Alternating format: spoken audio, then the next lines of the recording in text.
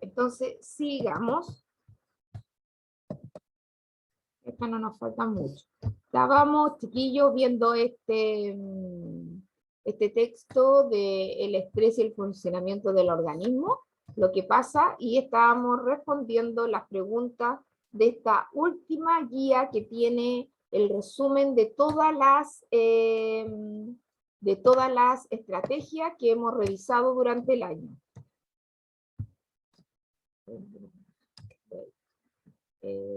Entonces, acá dijimos la reacción del cuerpo, ahí vimos que se producía una cascada de cambios entre qué es el late más rápido el corazón, cómo funciona el estómago, la parte sanguínea, la presión arterial, etc. Y los daños en el organismo, chiquillos. ¿Cuáles eran los daños que se producían en el organismo? Aquí en la última parte. ¿Cuáles son los daños que pueden producir? Lo mismo que, por ejemplo, que se le produjo al ángel.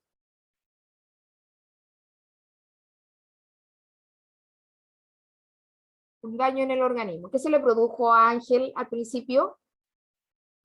Pueden ser calvicie, migraña, dolores de espalda, menstruación irregular, dermatitis, etc. Todo eso, ¿no es cierto? Todo eso, muy bien, Paloma. Entonces, ahí son los daños, calvicie, menstruaciones irregulares, dermatitis, ya, todo eso lo anoto aquí, porque eso lo fuimos a buscar ahí, directo. Yo, mira, en esta parte, pero después está en la última guía que hacemos, chiquillos, donde no puedo subrayar. Pero en la otra sí vamos a ir subrayando y va a ser mucho más clarito, porque las guías que vamos a hacer después de esta, las que vienen a continuación, son en Word, no son en PDF, por lo que permite que desde yo de acá del computador pueda subrayar. Entonces, tenemos hecha la 6, la 7.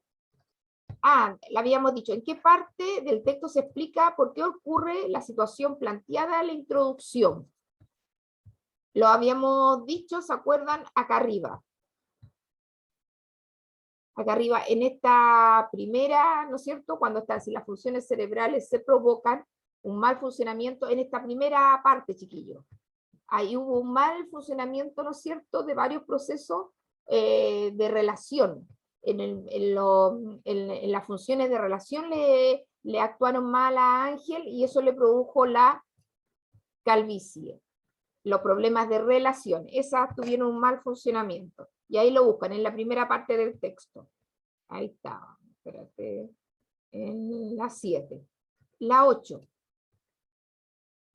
Ahora hay que inferir una idea, chiquillos. Esta era la última que habíamos hecho, parece. La 8, parece. Según el texto, ¿qué puede inferirse con respecto al estrés en la sociedad occidental? Ni que ahí hablaban al principio cuando empezaban de esta sociedad, de este mundo de acá, de América, de Europa, todo eso es occidente. A, que solo el hombre tiene la capacidad de manejar el estrés. B, que el hombre occidental se expone a demasiados peligros. C, que el hombre occidental no conoce las verdaderas causas del estrés. D, que el cuerpo del hombre occidental ha perdido la facultad de manejar el estrés en momentos cruciales. Y letra E, que la vida del hombre occidental expone su cuerpo al peligro de forma prolongada, provocando en él una situación de estrés permanente. ¿Cuál habíamos dicho que era la alternativa correcta? Con respecto a una inferencia, algo que no está dicho en el texto, nosotros lo podemos deducir. No me acuerdo, profe, si habíamos dicho la B o la E. La B o la E. Ya. ¿Qué podemos? Que el hombre occidental se expone a demasiados peligros.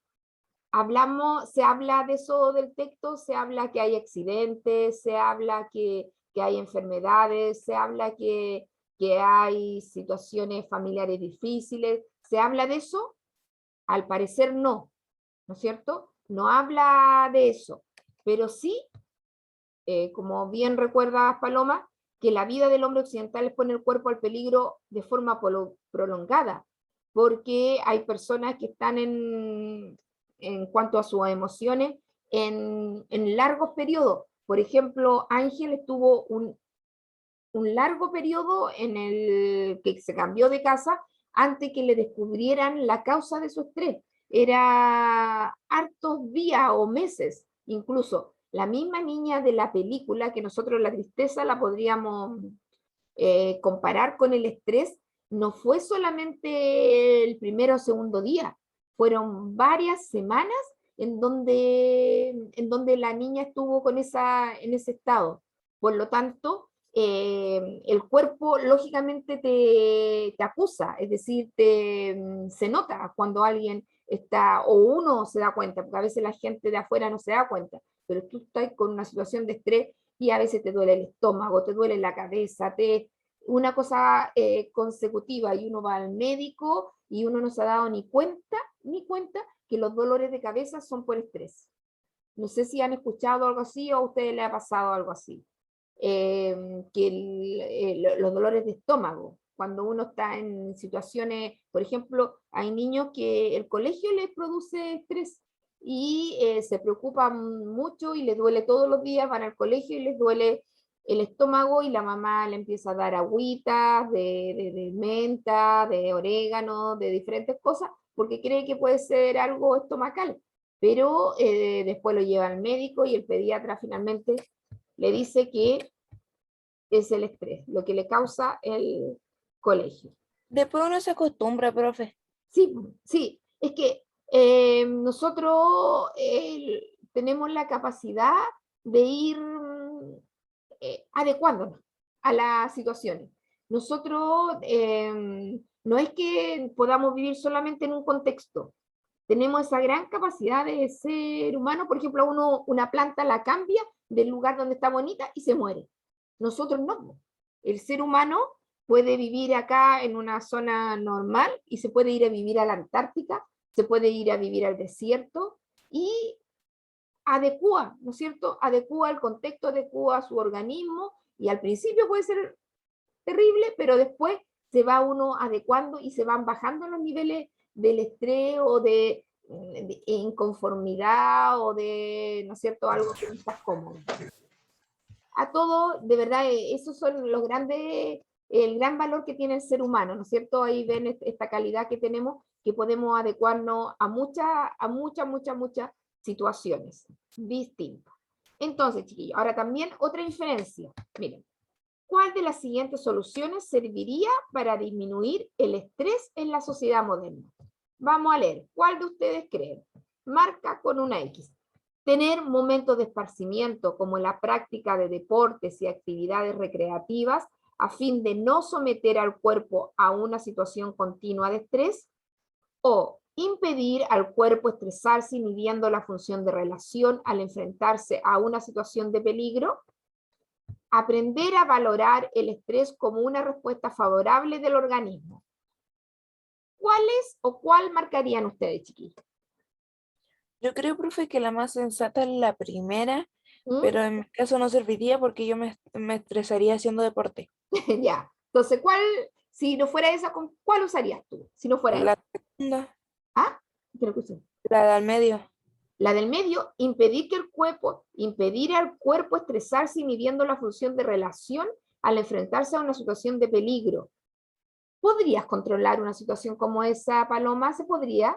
Es Sí. que, profe, viéndolo, por ejemplo, entre las tres, la tercera es como más rara porque uno no puede, es más difícil, ¿cómo se llama?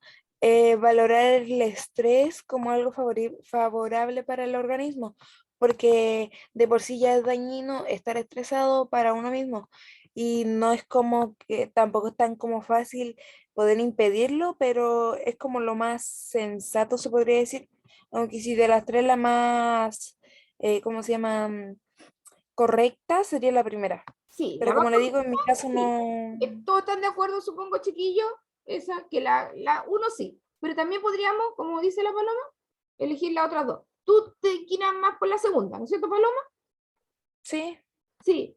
Pero hay otros también que podrían valorar, porque lo que le hace mal al organismo es tener un estrés prolongado, ¿ya? Que dure ay, semanas. profe, yo estoy estresada siempre.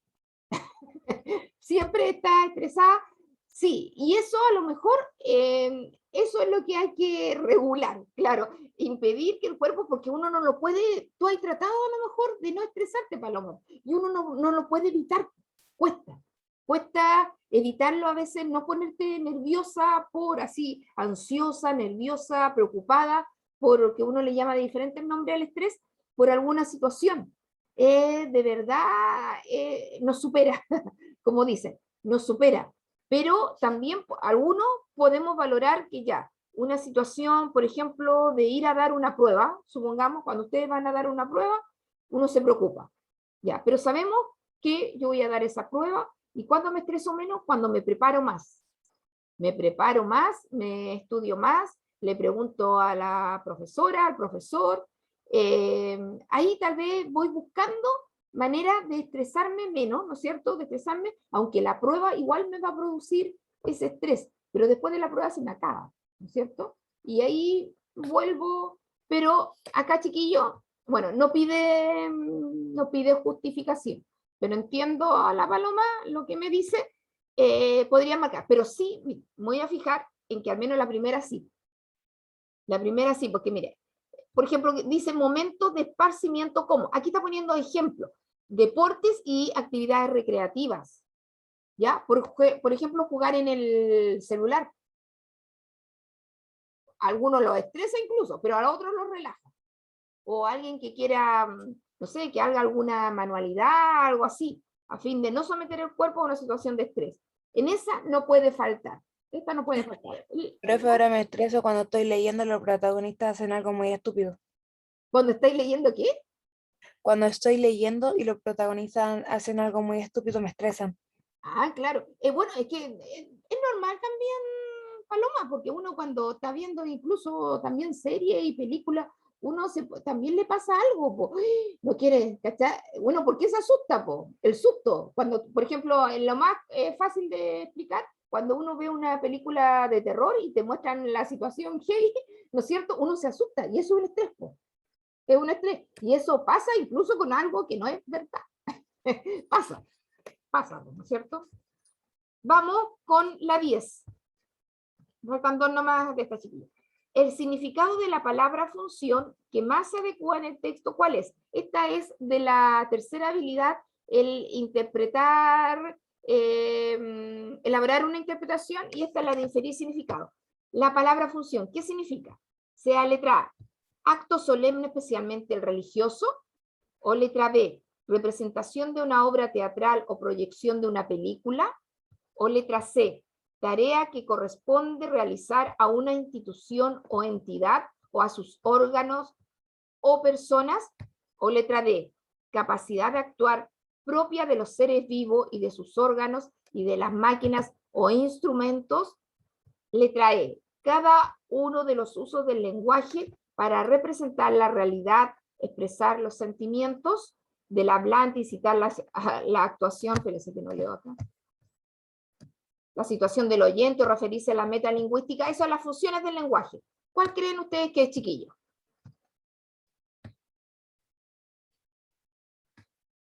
A ver, vamos descartando. En la palabra función que usamos recién aquí en el texto, era Ninguna de las dos primeras. a ver, empecemos con la B. ¿Será un acto especialmente religioso? ¿Habla de la religión en el texto?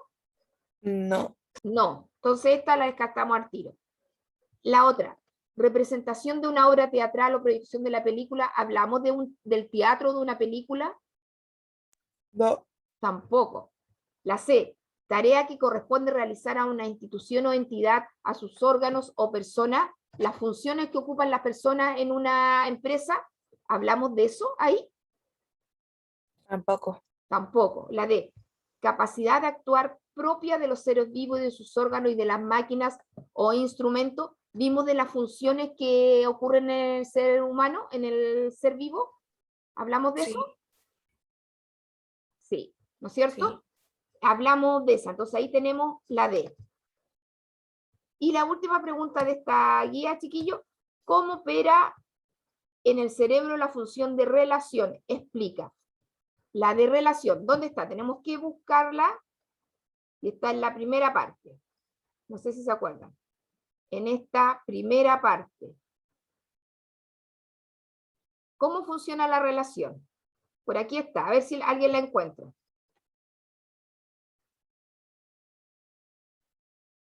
¿Dónde dice Ahí relación? donde dice el cerebro es el órgano coordinador de las funciones de relación. Claro, que agrupan tanto al sistema nervioso como al endocrino, ¿no es cierto? Pueden poner ahí esa parte, lo encontramos acá. Acá arriba también, si alguien la encuentra acá arriba, también algunos de los procesos incluidos en las funciones de relación, son el movimiento de los organismos y la regulación del metabolismo, ¿ya? Entonces, una u otra la pueden anotar, porque esto es, ahí dice la secuencia, encontrar la secuencia, es saber cuando hablamos de ello. Vimos que en la última parte del texto nos hablaba sobre todo de los efectos que produce el estrés, ¿no es cierto? En la segunda parte del texto se hablaba de ello. Y en la primera empezaba con el ejemplo de Ángel y después las características de los seres humanos, y dentro de las características de los seres humanos y de las funciones que realiza, nombraron a la de relación. Y estas son las 11 preguntas. ¿Alguna duda, chiquillo, en alguna de estas 11? Una, dos, esta yo como les dije, podría haberla hecho como una prueba porque tenía todas las estrategias. Tenía todas las estrategias, pero la vimos igual que la otra guía para que les vaya bien, chiquillos. Es lo único que les quiere, les vaya bien y la puedan realizar. Ahí va la 3, la 4. Mire, hasta la, si no me equivoco, hasta la 8 está en el video de la semana pasada, del lunes, perdón. Hasta la 8 está en el video del lunes. Y ahora en este video está la 9, está la 10 y está la 11. Las tres últimas que revisamos acá. Entonces, ¿no hay duda, chiquillos? Profe, ¿me podría dar el título de la guía? Que eso no lo anoté. Ya, es el estrés y el funcionamiento en el organismo. Igual que lo voy a mostrar acá.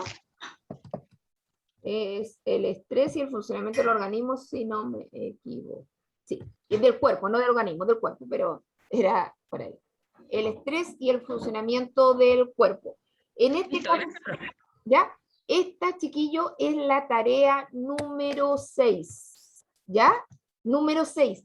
Con esta vamos con nuestra segunda nota, ¿ya? Segunda nota. La primera era de la reflexionar sobre la forma, y esta quinta habilidad era, que lo vamos a ver aquí, espérense, reflexionar sobre el contenido. Y aquí teníamos dos guías, y en esta nota van estas tres guías: el evaluar críticamente el contenido y juzgar el contenido del texto, que es la del 13 de septiembre que nos dijo ahí la Anaís. ¿Ya? En esta primera, ¿se acuerdan que era la del trabajo infantil? Y por eso ahí le decía a la Paloma de la situación en Chile, y para cualquier otro, aquí, chiquillos, aparecen datos de lo que pasa en Chile, Mira, aquí dice: aunque comparativamente a nivel internacional los datos obtenidos en esta investigación son menos preocupantes que la de las otras naciones en desarrollo, el panorama relevado tampoco es alentador. En Chile, habla específicamente en Chile, hay más de 196.000 niños y adolescentes trabajadores, de los cuales poco más de 7.000 lo hacen en condiciones inaceptables. ¿Ya? Ahí está, son datos muy reveladores de la situación de nuestro país, de que por más que estemos, ¿no es cierto?, nos sintamos bien, hay, y tal vez ahora con la pandemia tal vez mucho más ocurrió, y después habla de que hay adolescentes mayores de 15 años que sí, con la autorización de los padres pueden hacerlo, pero los niños no pueden trabajar si son menores de 15 años, porque ellos tienen que, ¿qué tienen que hacer los niños, chiquillos? ¿Se acuerdan? ¿Qué decíamos? Estudiar, Exacto. ¿Y qué más tiene que hacerse con los niños? jugar, Jugar, comer, obvio. Hay que cuidarlos, hay que protegerlos, hay que quererlos. Todo eso tiene que hacer con los niños. Entonces, ustedes no deberían trabajar hasta los 18, ¿ya? Pero como decimos, y las sociedades modernas también lo hacen, muchas veces empiezan a trabajar antes, pero tiene que ser con autorización de los papás, ¿ya? De los papás para que no tengan ningún problema, porque si no le sacan tremenda multa a la persona que le está dando trabajo. Y obviamente usted tiene que ver que sea un trabajo adecuado para usted, no algo extraordinariamente pesado, ni que vaya contra nada de su organismo. ¿Y qué es lo que hay que hacer cuando nosotros evaluamos el contenido del texto, chiquillos?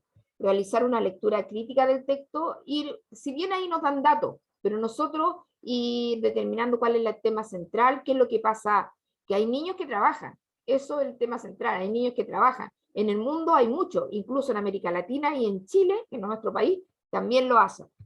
Presta atención a la diferencia entre hechos y opiniones. Los números son hechos, los números, las cifras son hechos, pero al decir que son las condiciones inaceptables, que los niños tienen que estudiar, tienen que cuidarse, protegerse, esas son opiniones.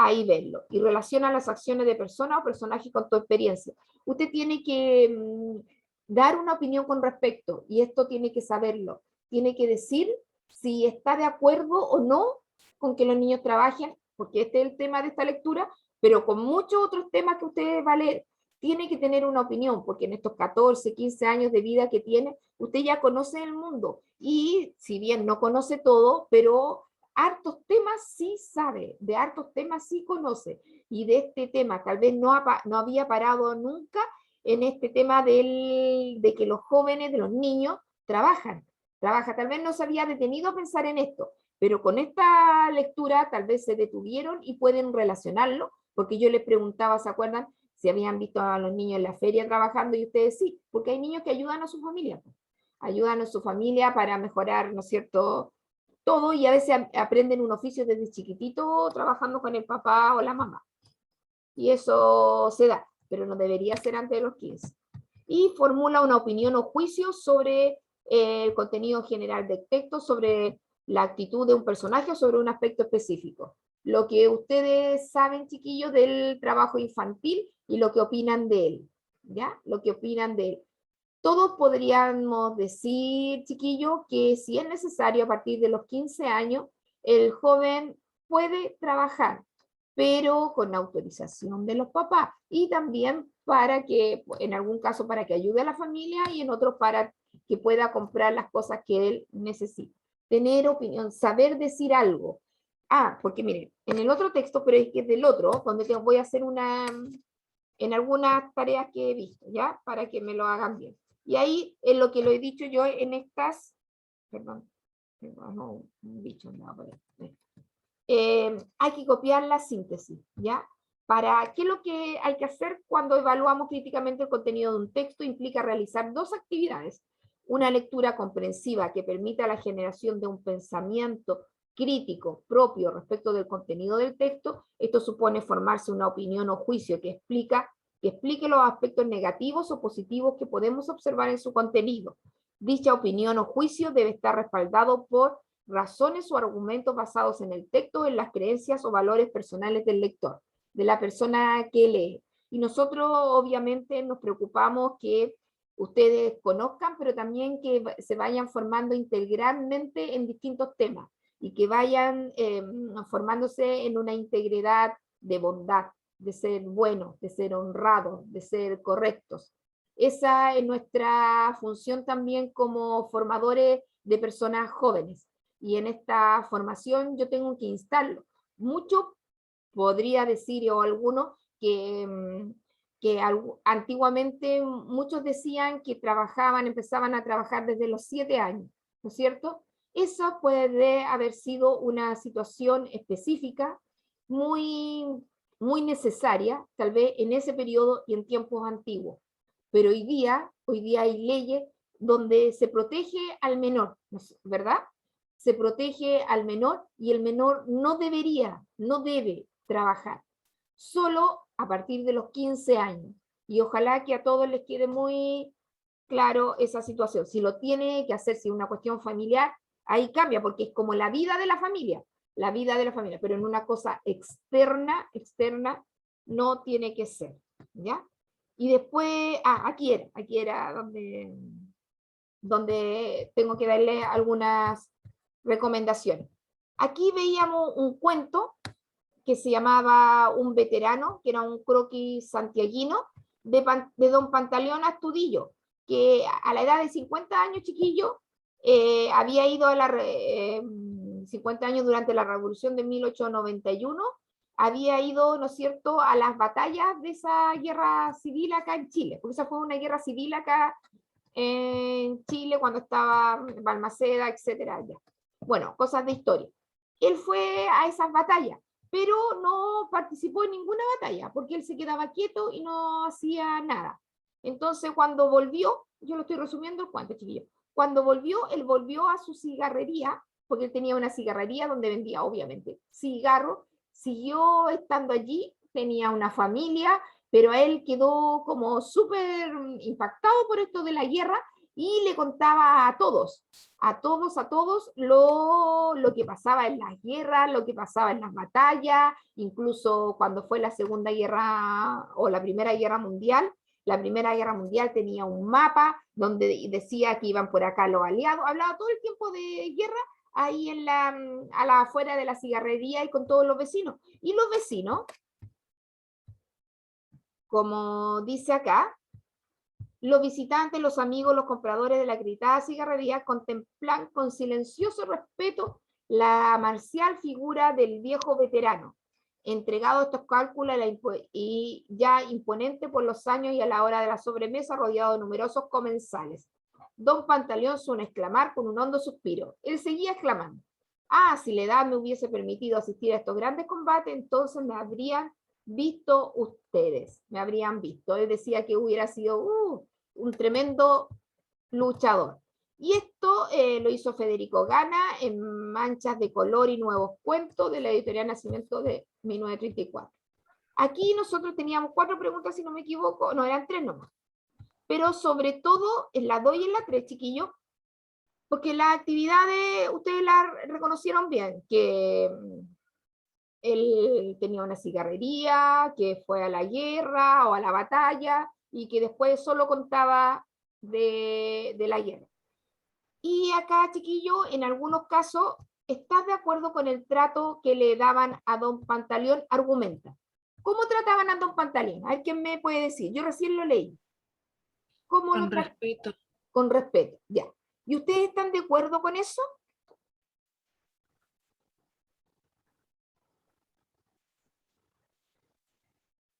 ¿Están de acuerdo con que traten a don Pantaleón con respeto? Sí. Sí, ya. Y ese sí hay que decir por qué. ¿Por qué? Ese es el argumento. Que algunos me decían, sí, porque hay que tratarlo con respeto. Pero ¿por qué hay que tratarlo con respeto? ¿Quién más me puede decir? ¿Por qué? A ver, alguien que no sea la Paloma, porque la Paloma me ha respondido casi todo. ¿Por qué a una persona mayor hay que tratarla con respeto? ¿Por qué dirían ustedes? Él era un anciano, ya decía.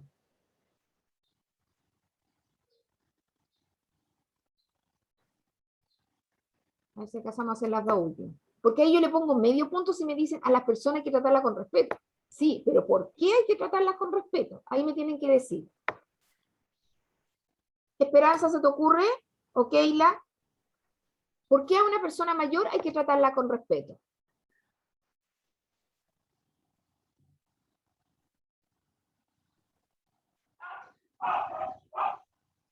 ¿Quién me puede decir?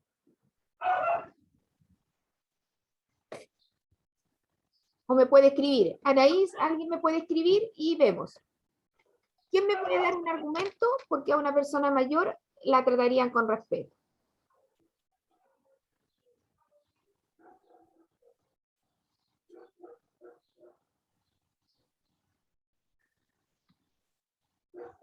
¿O ustedes no están de acuerdo que haya que tratar a ese anciano con respeto? Tienen que dar una opinión, chiquillos. Porque tiene más experiencia. Ya, ahí tiene un argumento, Lalo. Ahí, algo a decir, porque las personas mayores tienen experiencia que nos pueden servir a nosotros. ¿Qué significa? Porque antes habían consejos de ancianos y los de una tribu iban donde ese consejo de ancianos a preguntarles porque ellos tenían experiencia, sabían de lo que pasaba, ¿ya? Sabían de lo que pasaba en la vida en tales situaciones, por eso al momento de casarse, al momento de hacerse hombre, etcétera, etcétera. En distintas civilizaciones, culturas, los ancianos tienen un valor muy importante. Y por mucho que contara este hombre la misma historia de las batallas, de la guerra, era una experiencia. Si a nosotros no nos había tocado ir a la guerra, pero nadie sabe si en algún momento nos puede tocar. O a veces situaciones estratégicas de la guerra sirven para cuestiones de la vida normal, de la vida cotidiana. Esa era una. Mira. Y la otra era donde, espérense, ¿era esta? Ay, no estoy, espérense. La otra es, en la actualidad, que en un curso sí me lo dijeron y quiero que me lo digan a ver ustedes, chiquillos. ¿Crees que en la actualidad, o en los últimos, a ver, chiquillos, en los últimos 50 años, ustedes tienen 15, está claro, en 15 tal vez no lo conocen, pero ustedes en los últimos 50 años han conocido algún hecho descrito como en el texto? ¿Por qué se ha conocido algún tema importante que ha pasado en el país, importante, donde la gente cuenta sobre ello?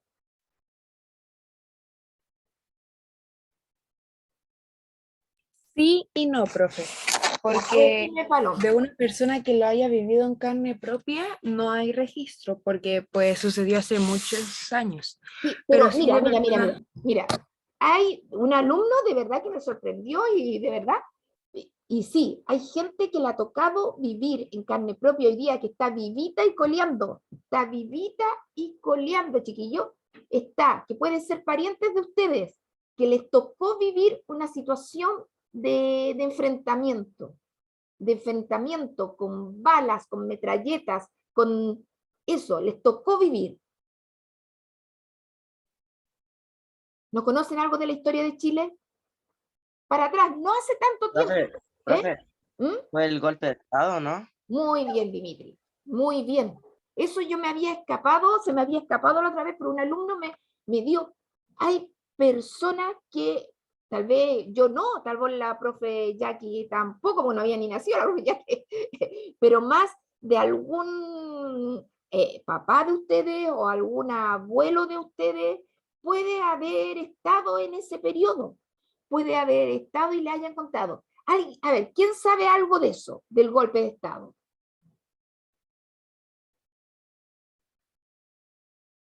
¿Qué sabes tú, Dimitri? Yo creo que ¿Eh? algo no sé del golpe de Estado, ¿Pero qué? Pues, por ejemplo, a ver, pero cómo fue, cómo se originó, o por qué fue, algo o así. por qué fue, o alguna cosa, algún detalle, lo que sepas, Dimitri. Detalle. Podría ser que fue como que intentaron derrocar el gobierno de un presidente y eso formó como un alboroto y se fue como un estado de emergencia en el país. Exacto. Que nada que trataron, lo derrocaron, así, definitivamente, lo derrocaron. Y terminaron matando.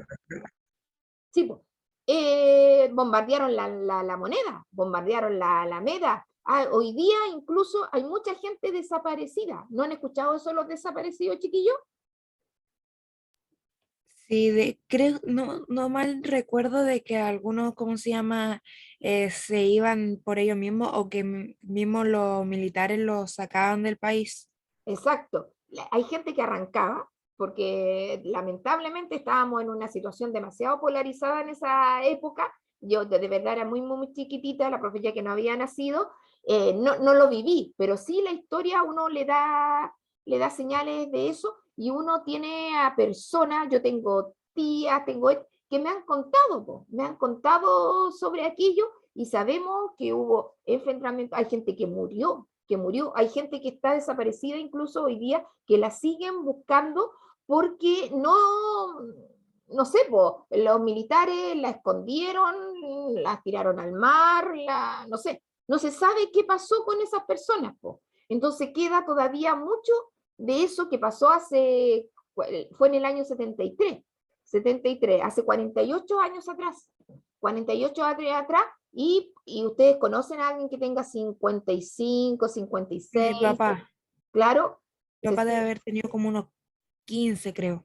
Ya, ¿no ve? Entonces tiene conciencia de eso, porque uno contaba, toda la gente tuvo que quedarse encerrada en la casa, pues, encerrada, no podían salir en esos primeros momentos, porque los militares, es como si ustedes supusieran ahora que hubo en el estallido social, hubo algo así, pero ni comparado con lo que hubo en esa primera, porque aquí no hubo ningún derrocamiento de gobierno, y igual mucha gente perdió los ojos, que fue también algo grave. No, eso fue por el estallido, claro, por el estallido. Perdió los ojos, otra gente murieron, algunos, pero murieron cientos en ese golpe de Estado, como me dijo Dimitri. Murieron siempre, y en muchas familias queda ese recuerdo. Incluso los nietos van a recordar lo que pasó allí, y de todas partes de Chile, no solamente de Santiago, puede ser incluso ahí en Olmué, en todas partes, porque por todos lugares estuvo tomado. Entonces, en esta pregunta, chiquillo, sí podrían haber personas, aquí nos va a acabar, pero igual, ya, para que quede. No, esto me equivoqué, perdón. Ay, se me va a acabar, espérense, ya no importa. Pero en la última pregunta que estábamos viendo de la primera guía, ahí en la última, sí puede haber en la actualidad personas que hablen de un tema de enfrentamiento, ¿ya? Para que lo tengan. Ya no, porque guerra con otro país no hemos tenido, no. Pero guerra entre nosotros,